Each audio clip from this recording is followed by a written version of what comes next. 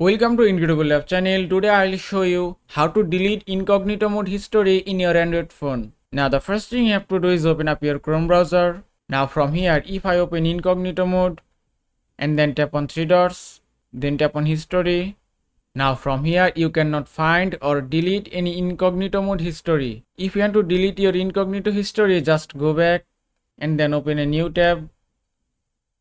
Then tap on search bar. Now from here type Chrome, then type clone, then double slash, then type net, then hyphen, and then type internals, and then search it.